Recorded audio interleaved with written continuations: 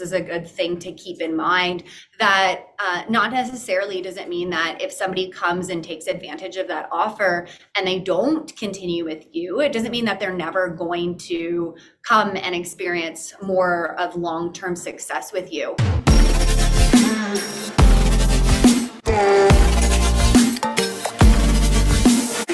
I'm here with Rebecca Rose, the owner of Midtown Yoga, located in Kitchener, Ontario, just west of Toronto, right? About 90 minutes, is that right? Approximately. Okay. And Rebecca, you purchased Midtown Yoga in January of 2019, and a few months after that, you found FitHive to help you with some marketing, right? We ran, was it a boot camp, a 6-week challenge?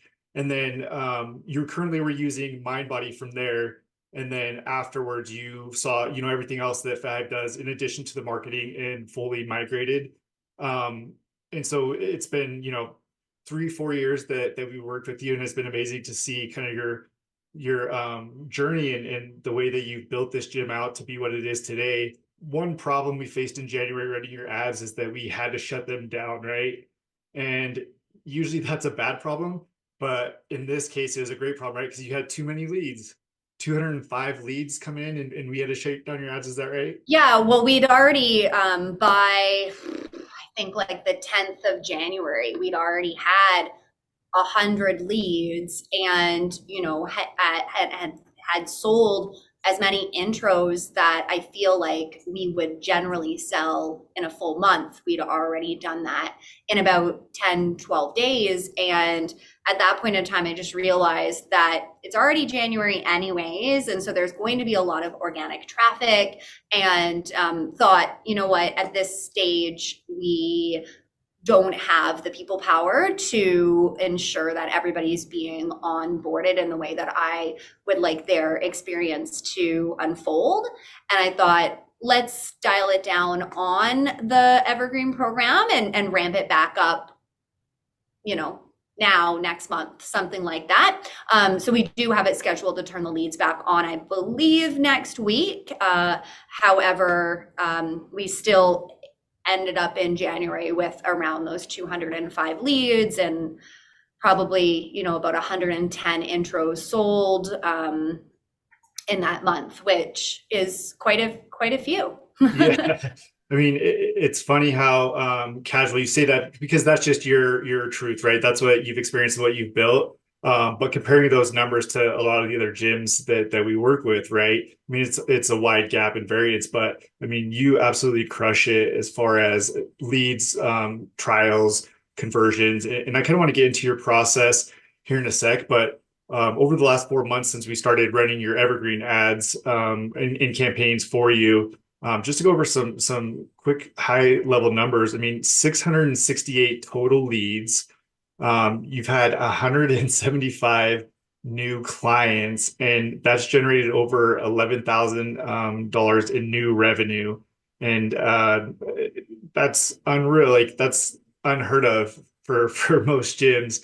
And so good job, props to you. You have a very high closing rate as well on all those. So one thing too that I thought was interesting is your intro offers a little different than a lot of other studios, gyms that we work with. You do a 3-week for $49. Is that right? That is, yeah, that's our current promotion. If depending how you find us, it might vary slightly. That is what we've chosen currently as our number for, on the Evergreen program. However, depending on which avenue you take, it might be $59, but generally people are accessing it at the $49 rate. Okay, and what's your normal membership rate? Or when they turn into a subscription plan? Yeah, exactly. Yeah, well, we have quite a few different options. I like to make things adaptable to people's lifestyle and understand that not everybody is going to make this their primary location where they want to move and take care of their health.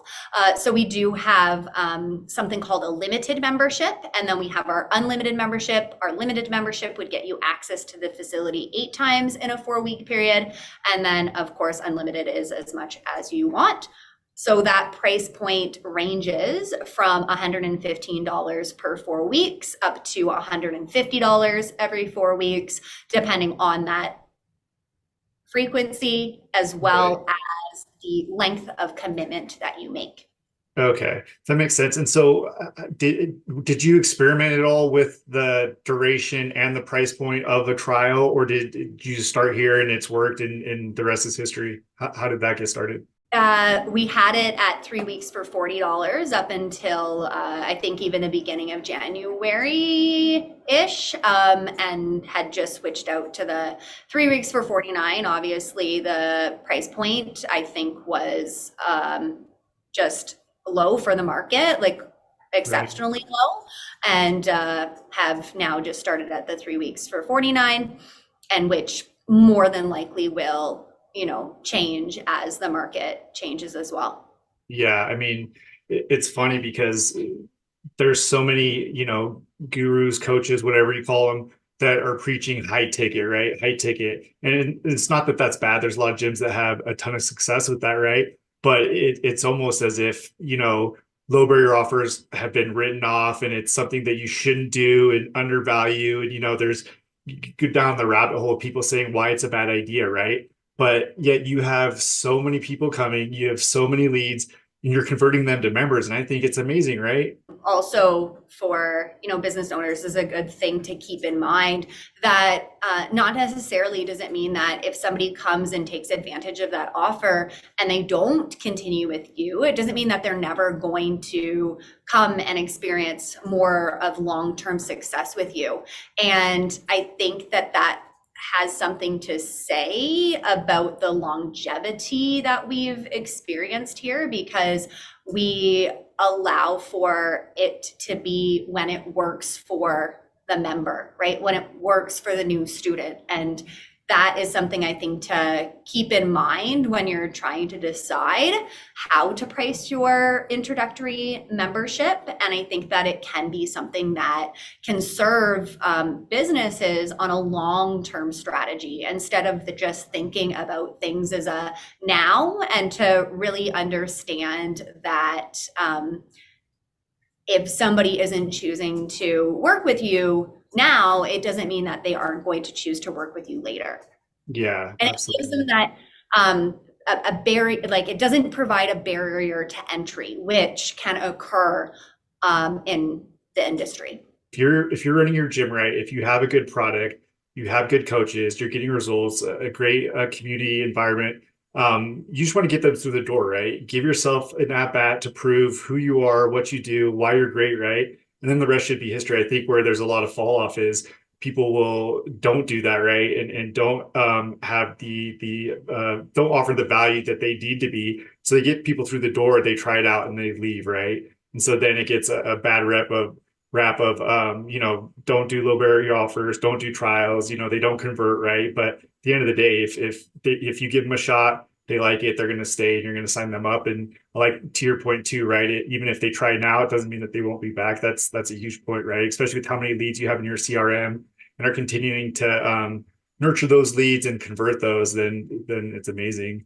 What happens once you get a lead to into your trial membership, converting them into a long-term membership? What does that process look? Everything from the initial call or text, the sale while they're doing their trial, and then afterwards. Can you walk us through that?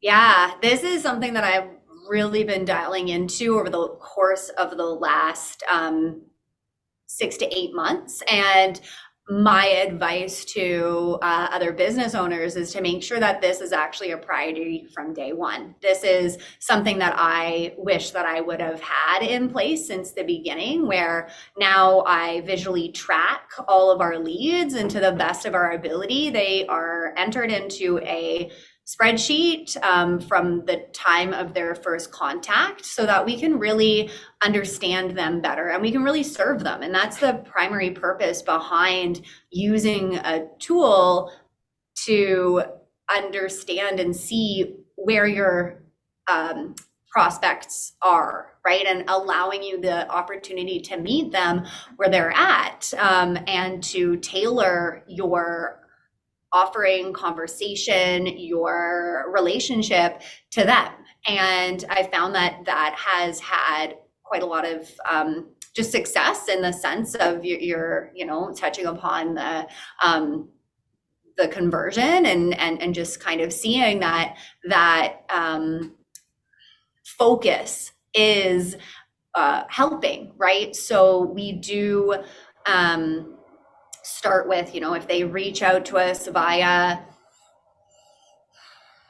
Instagram, email, they just walk through the door, they're a referral. Will enter that into our document and kind of note and, say like what kind of communication was made. And, we will either text them or email them depending on their preferred method of communication. And, if this is like a new lead before purchasing the intro. And then, ideally we'd follow up with a phone call and possibly another email. They're not in our automated text sequence as of now for people who are simply prospects. But once they end up purchasing the intro membership, that's when, our journey is a little bit more dialed in. This is where, they'll get 7 touch points in those 3 weeks. And essentially, they'll start off with initial email where it's going to tell them the importance of hydration, how to book in for their classes, things like that. We are primarily a hot yoga and a hot Pilates strength training studio, so because it's really important to share how to prepare properly with the members. So we include some education in that communication. And then, the next day they'll get a text stating, have you booked in for your first class and have you received your free gift? So what we do here as part of the new student's journey is we'll give them a punch card. And on that punch card, the first visit, they'll receive like an electrolyte beverage. So they'll be able to take that education that possibly they learned by reading the initial information in the email. They'll be able to, benefit from and just receive something. It's a nice touch, we find. And then they'll get on their second visit a buddy pass, third visit a retail coupon, fourth visit a free smoothie.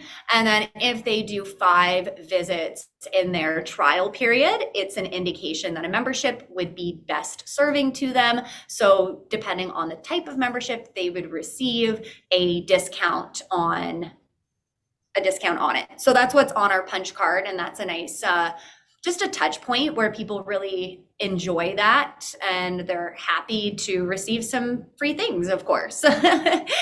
Yeah. So they'll get that and then they'll get more communication, following a few days later, just some more basic information on how to succeed at the studio. Have they booked, we do a complimentary consult about midway through their trial, and I'll prompt a booking with myself at this current point in time if they'd like to sit down with me and discuss their goals, as well as, any other pain points they might have, their experience in general at the studio. And, so some people will take advantage of that conversation and others won't. And then, they'll continue through the journey and there'll be a couple of more emails and a final text just to ensure that they have learned about the discount for continued membership.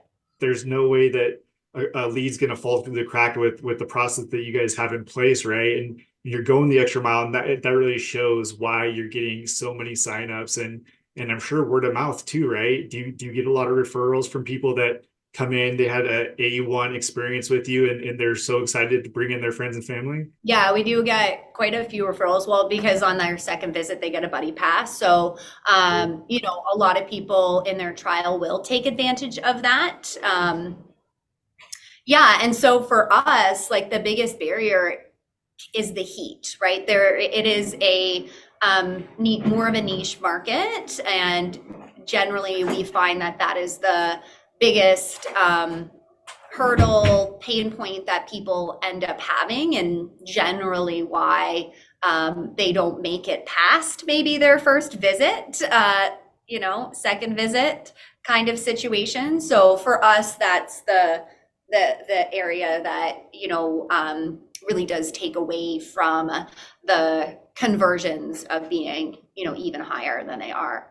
And it sounds like in that during that 3 week trial, right? You're talking you touched on it, right? You're talking about how they need to stay hydrated, how to recover, also what to expect. I'm assuming with leading up to it, how they'll feel. You have 214 Facebook reviews, averaging a 4.4 rating, and then your Google reviews, you have 189 reviews, overall a 4.9 rating. You search yoga in Kitchener, guess who the number one search result is? Midtown Yoga, right? And so it's these little things that you're doing day in and day out that compound in why you've had such a successful business, right? So what is your process, or do you have one, I guess, for getting those reviews? Right now, all I've really done for the last year is it is at the bottom of my email communication. So anything that anyone's getting directly from the studio does have a little note at the bottom about that. And that's it. I haven't done anything else for reviews for the last at least a year.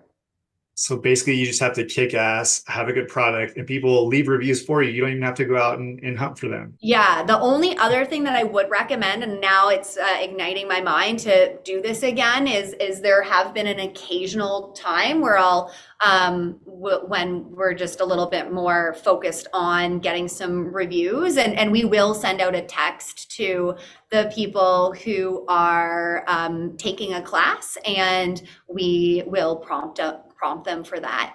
You obviously have a ton of reviews, very high rating, but a lot of gyms that don't, that's what we suggest, right? Someone has a killer workout, a new PR, a milestone, 1 month, whatever, right? Just ask them, say, hey, good job, way to hit your PR. Do you mind just leaving us a review? I'll shoot you a text with the link. And then obviously the mass text, the mass emails to just kind of get of reviews at once. But throughout the year, month in, day out, it's just take advantage of clients that are happy and love your product and get them to leave a 5 second review. And a lot of gyms will do some type of reward system, raffle, stuff like that. But I think, honestly, if you just ask your members, they'll likely show up for you and put out a good word.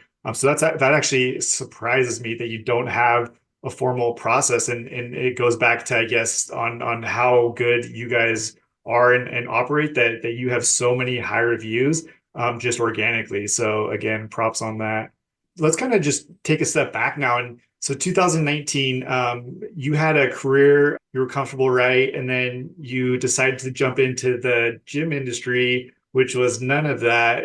Can you walk us through kind of what that process was, your mindset, and just a quick run from then to now? Yeah, so that process began back in 2017. I was working for the government. I used to be a correctional officer in a federal men's facility, and that was for about 7 years. I had started that in 2010.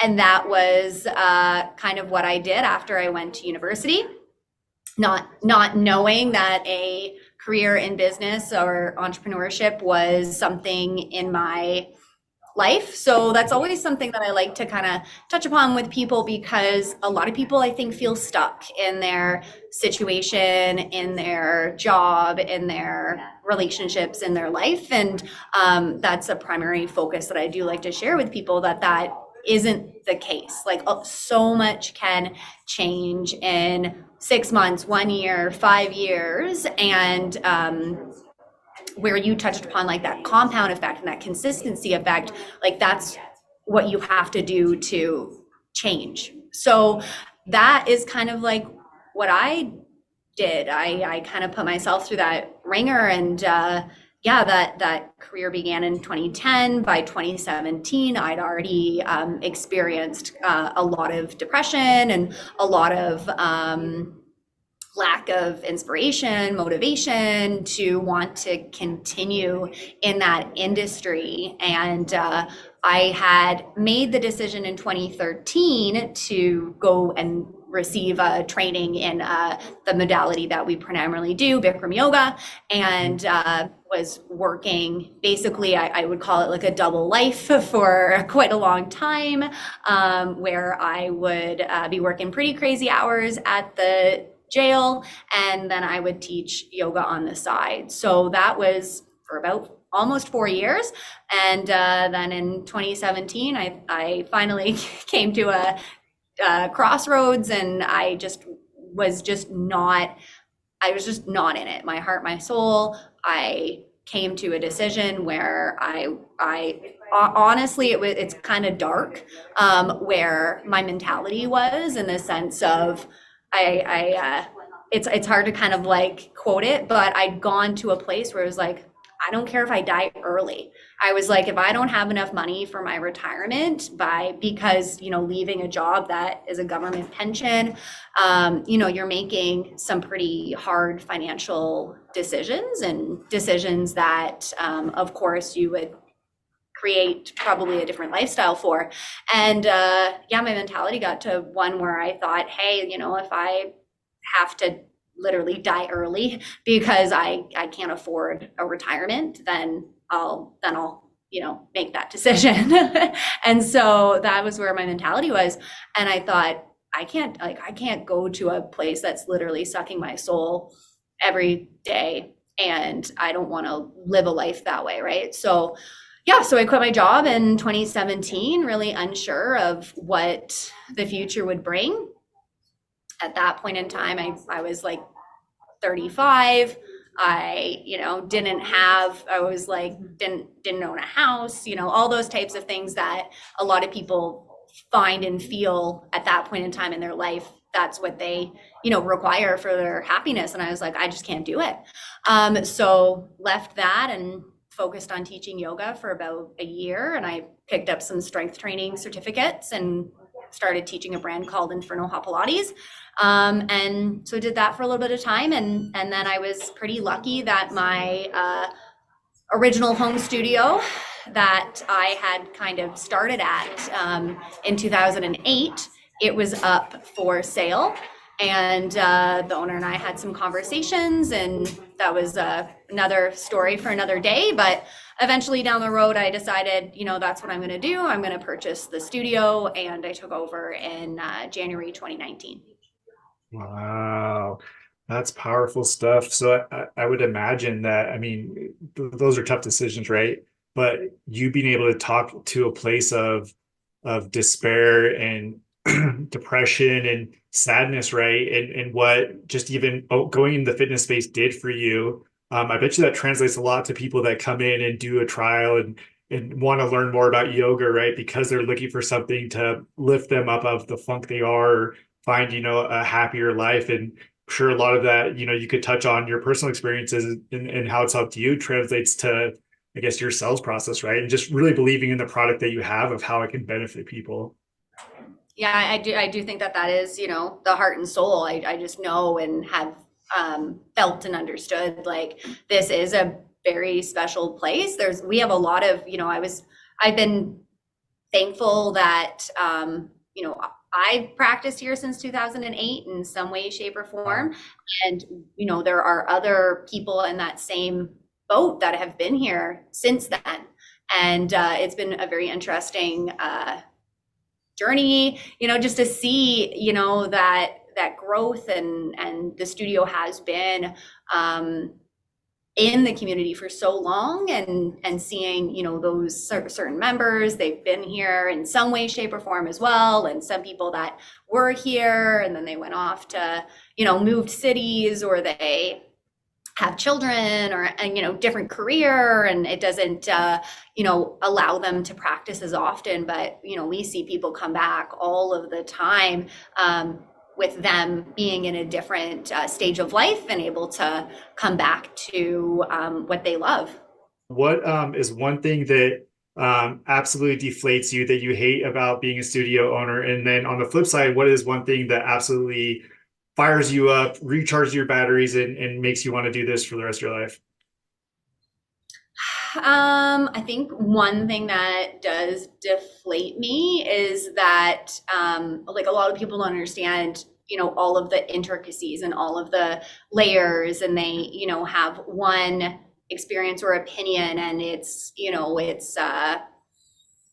maybe construed in a different way than what is intended, because maybe they don't see the bigger picture. And so that can be that can be the times where it can be really challenging to decide that you're not going to move forward, because people's perception of you are what they are. And sometimes it doesn't seem that no matter what you do, there can be ways that things are thought of that wasn't the intention that maybe you had. Absolutely. And then on the flip side, what gets you fired up? Whether it's a good day, bad day, when this happens in your day to day, that just you have so much energy, and it reminds you of why you even started, and fuels your fire. Well, definitely those times where you see people's growth, and in the sense that Bikram yoga is really intended to be a healing modality, and we'll have people who come that don't believe that they can do something, and 3, 5, 10 classes later, they're, shocked at their newfound abilities. And, we've seen that time and time again, that we have new students come in, a woman that we were having to use a chair in her practice because she was barely able to stand. And, within 10 classes, she's able to, resume normal activities outside of the room. And that's something that definitely inspires me to keep on going. Thank you so much for hopping on. The goal here is to FitHive's the best kept secret in the gym space. So we want to get our name out more, and what a better way to do it than with amazing people like you who have a thriving business, a thriving gym, and have trusted us. And so, Rebecca, thank you so much again for your time. And we got to do another one here soon, because you have so much more that we can uncover. Amazing. Thanks so much, Joe.